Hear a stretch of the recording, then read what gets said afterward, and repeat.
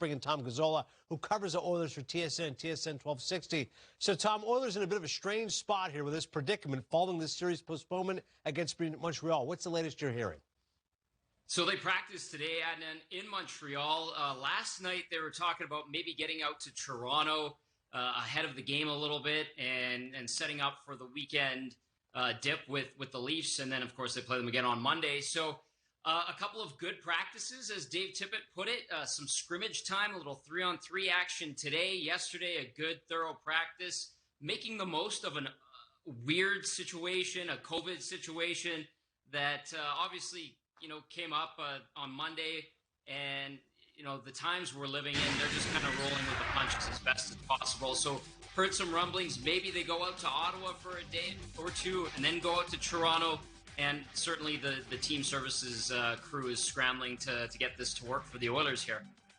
It's definitely going to be a challenge, and obviously we've seen in this season everybody has to adjust. But what's their approach, basically? Is they're going to shift their approach here, Tom? Could be focusing on Montreal. Instead, now you're facing a Maple Leafs team. We all know what happened the last time these teams faced each other in those 3 games, cumulative score of 13-1. What's happening now for Edmonton?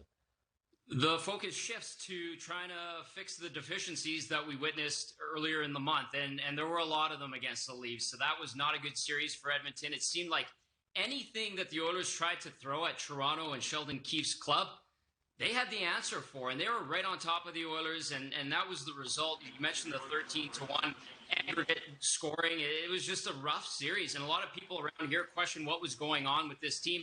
They bounced back nicely, though, so here's an extra opportunity, some extra days to game plan for the Leafs. The Leafs have struggled in the meantime since they faced the Oilers, which has kind of come as a bit of a surprise. Edmonton's been cruising along really nicely, and maybe a little bit of role reversal, but we'll see when they actually play the games. And then maybe some bumps and bruises get healed as well. Kyler Yamamoto's been on the shelf. Maybe he's good to go by Saturday. See what happens with regards to Yamamoto specifically, but the guy you always talk with Edmonton is Connor McDavid. Another remarkable season. What are the chances, though, Tom? Crazy. In a shortened season like this, he can actually hit the century mark, 100 points. Crazy, isn't it? I honestly, Adnan would say that he's going to do it just by sheer will. And he's got 20 points in his last 9 games.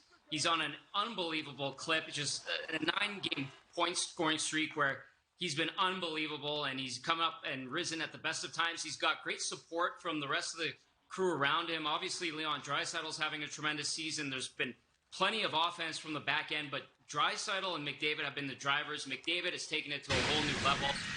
I think he does it. I'm biased. I've watched him the last 6 seasons, front row seat, and he's that type of player where if he wants to do something and puts his mind to it, Adnan, he's that good. And so if you and I are talking at the end of the season and he's hit the century mark, I would say, told you. I love the confidence, Tom. He's got it, and you've got it covering him. Tom Gazzola covers the Oilers for TSN 1260. Love the jacket. We'll talk again soon.